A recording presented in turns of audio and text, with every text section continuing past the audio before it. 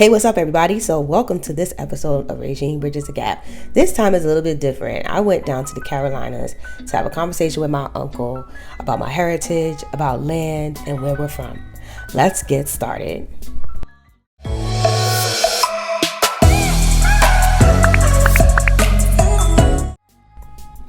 Oftentimes, African Americans, such as myself, we find ourselves a little bit lost in the sauce sometimes, especially those of us who are part of the Great Migration, who have elders who migrated up north for a better chance in life during the 50s and 60s. So I didn't grow up in Southern culture.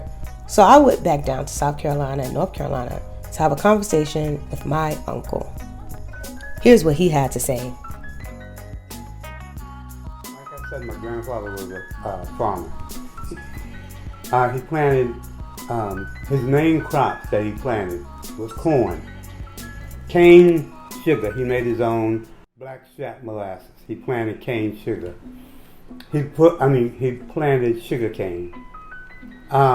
He planted rice, peas, beans, tomatoes.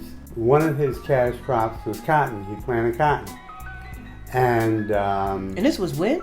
This was in the 50s and 60s. After I was born, I was in the hospital in the trauma unit. I was an incubator baby. My grandmother came and got me when I got out the incubator. I think I was in an incubator for about 2 weeks. And she took me to South Carolina, and I stayed there till I was 2 years old before I came back.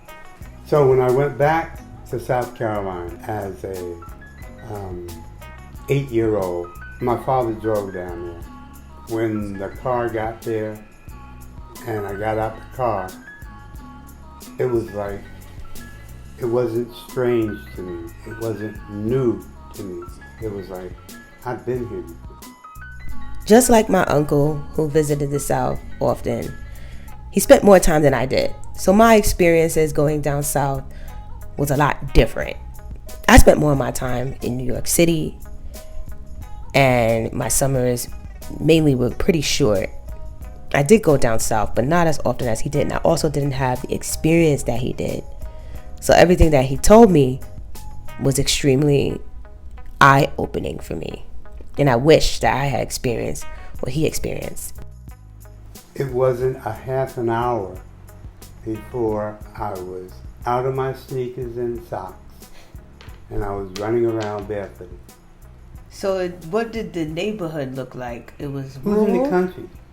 Was there other houses around? Yeah, they were in walking distance, or we call it hooping distance. My grandmother hoop to her cousins in a house. Woo! Like that. Real. The houses just weren't close together, but it was a village. It was a village. It was. I remember visiting, and it felt like a village because we couldn't find the houses. We had to go on a dirt road. Right, it was a dirt road. When I was a kid, all of the roads around there were dirt. All. It was just the main road of 117, just the main roads which led into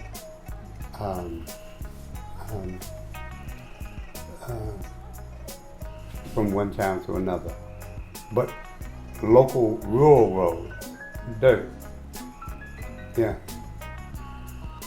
Now we had snakes. There were snakes there.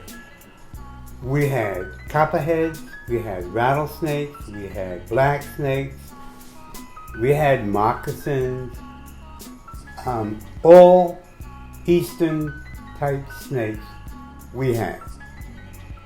And we learned early how to not be in an area that where snakes would likely be. And you watched where you walked. You just didn't go traipsing in the woods or bushes without looking where you were going. Um,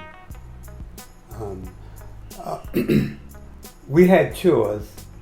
I had chores. My great grandmother.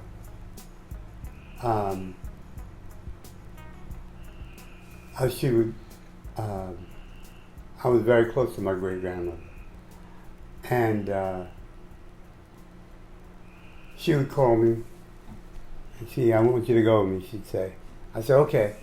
No matter what I was doing, if she wanted me to go with her, I'd go. And she'd go in the woods, and we'd pick blueberries. And grandmother would make us blueberry muffins